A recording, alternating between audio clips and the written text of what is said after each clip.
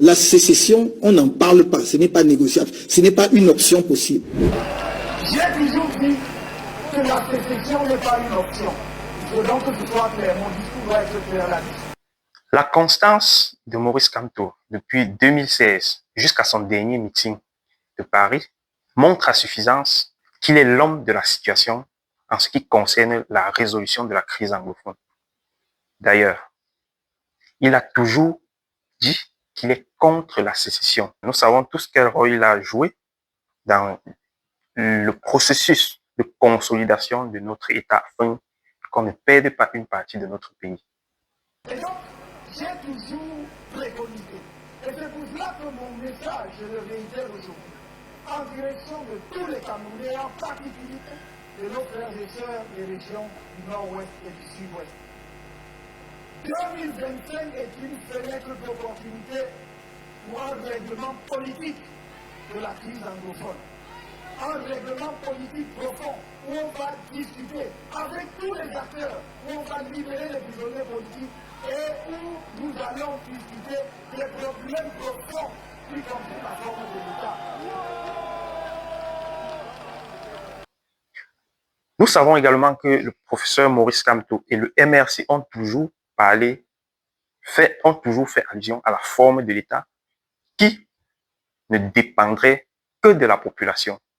Justement, il y a au sein de la classe politique des leaders qui estiment qu'il faut mettre sur pied le fédéralisme, qui est la seule solution politique pour apaiser et éteindre les braises ardentes de la crise anglophone.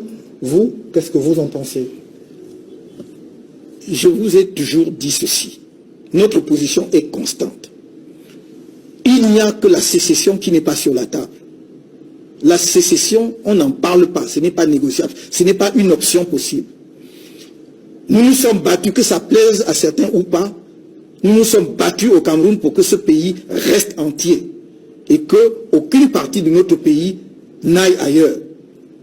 Ce n'est pas maintenant que nous allons pouvoir envisager une seule seconde la possibilité que l'on puisse faire la partition du Cameroun. Et sur le une fois qu'on a mis cela hors du jeu, toutes les options sont sur la table. Et moi, en tant que dirigeant d'un parti politique, si mon parti fait de moi son candidat demain, et comme je l'espère, les Camerounais me font confiance, ma responsabilité est d'amener tous les acteurs autour de la table pour discuter de la meilleure solution possible, c'est-à-dire de la meilleure forme de notre État. Il est inconcevable qu'un régime vienne imposer la forme de l'État pendant que la population est fermement opposée. La population qui, d'ailleurs, je voudrais dire le peuple est opposé. Et ce peuple est souverain. C'est le peuple qui vote le chef de l'État, qui lui nomme un gouvernement. Et avec ce régime, en réalité, ne devrait pas imposer la forme de l'État. J'ai toujours dit que la sécession n'est pas une option. Il faut donc que ce soit clair, mon discours. Mais il y a des discussions internes entre filles et fils d'un même peuple pour trouver les meilleures institutions qui garantissent l'autonomie, la liberté et les contributions des uns et des autres doivent pouvoir être menées. C'est ce en quoi je m'engage. Et j'ai toujours dit, je le répète, ma première sortie, si vous me portez à la présidence de la République, ma première sortie de la capitale, ce sera pour aller dans les régions du Nord-Ouest et du Sud-Ouest. Ma première sortie.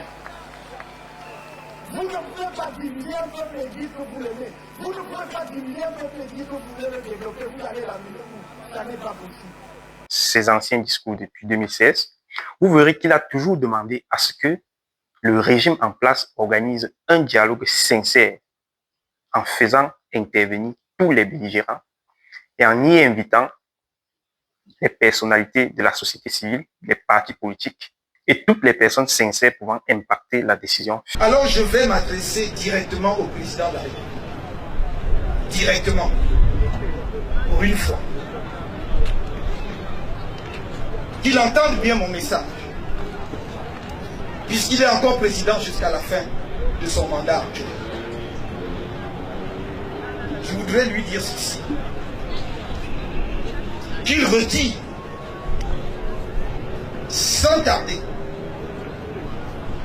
les militaires, c'est-à-dire ce qu'on appelle les forces de troisième catégorie, des régions du nord-ouest et du sud-ouest. Elles n'ont rien à y faire. Deuxièmement, qu'il constitue une délégation. Il désignera des représentants, ses représentants ou ceux de son parti. Mais une délégation composée non seulement de ses représentants, mais des représentants d'autres formations politiques et de personnalités de la société civile venant de différentes régions du pays. L'Adamawa, le nord, l'extrême nord, le sud-ouest, partout.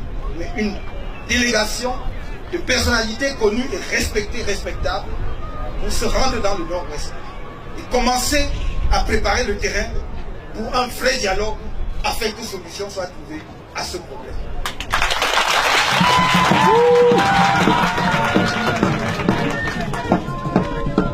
Je voudrais dire ici, solennellement, mes chers compatriotes, chers amis, je voudrais dire ici que si rien n'est fait dans des délais raisonnables, alors nous engagerons une campagne internationale de sensibilisation et d'information sur la tragédie qui frappe à l'heure actuelle nos populations du nord-ouest et du sud-ouest. Je ne peux pas accepter qu'on enferme quelques Camerounais dans un coin et qu'on les massacre en paix. Si rien n'est fait dans un délai raisonnable, nous lancerons cette campagne. Le président Maurice Kamto interpellait déjà le gouvernement sur l'action menée dans les régions du nord-ouest et du sud-ouest. En l'occurrence, la coupure de la connexion Internet pendant plusieurs mois et le massacre de plusieurs civils par les hommes en tenue. Une petite parenthèse. À cette époque, la violence était unilatérale. Le président Maurice Kamto avait demandé à ce que le régime de Paul Biya organise un dialogue national, ce qui avait été mal interprété par plusieurs personnes ou ce qui avait été transformé par le régime en place pour dire que le président Maurice Kamto soutenait les sécessionnistes. Et je souhaite que ce soit l'ensemble des Camerounais solidaires de nos frères qui meurent à ce moment-ci dans les régions du nord-ouest et du sud-ouest. Ce sont nos frères qui tombent, ce sont nos sœurs qui tombent. Je voudrais donc dire, puisque je sais qu'ils ne sont pas assez courageux pour tirer les conséquences des actes graves qu'ils viennent de poser sur le plan politique. Ma première sortie, si vous me portez à la présidence de la République, ma première sortie de la capitale, ce sera pour aller dans les régions du nord-ouest et du sud-ouest. Avant 2016, il y avait dans la ville de Buea une zone qu'on avait baptisée la Silicon Mountain, où plusieurs petites startups étaient en train de se développer. La coupure de la connexion Internet a détruit toutes ces startups. À partir de cette période, les deux régions ont cessé d'être actives au point où ce même régime les a déclarées comme étant des zones sinistrées, au point où les entreprises ne payaient plus des impôts. C'est le gouvernement lui-même, par un décret du Premier ministre, qui a dit que les régions du nord-ouest et du sud-ouest sont fiscalement sinistrées. C'est-à-dire que ces régions ne participent plus à l'économie du pays. Vous pouvez constater ça depuis 2019 et vous êtes tranquille, 6 ans après. C'est un signe de l'échec. Alors aujourd'hui, plus que jamais, le peuple camerounais a besoin d'un leader sincère et crédible, capable d'organiser des équipes de politiciens, de personnalités de la société civile, des chefs traditionnels, des populations et même plusieurs personnes qui sont en prison aujourd'hui afin de participer à un dialogue qui pourrait ramener la paix dans ces zones. Plusieurs personnes originaires du nord-ouest et du sud-ouest ont dû fuir notre pays, le Cameroun, pas parce qu'ils soutiennent les sécessionnistes, mais parce qu'ils ont peur pour leur vie, s'étant retrouvés piégés entre l'armée et les sécessionnistes.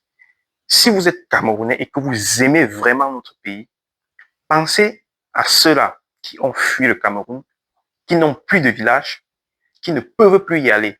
Si vous voulez mieux connaître les positions du MRC concernant la crise anglophone, veuillez visiter le site du parti Mouvement pour la Renaissance du Cameroun, mrcparti.net, et vous aurez plus d'éléments afin de prendre position.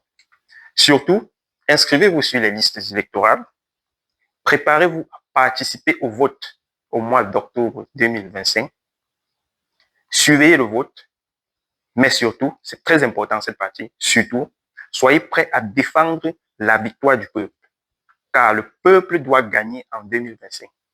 Si vous avez apprécié ce message, n'oubliez pas de laisser votre avis en commentaire et de le partager. Ciao.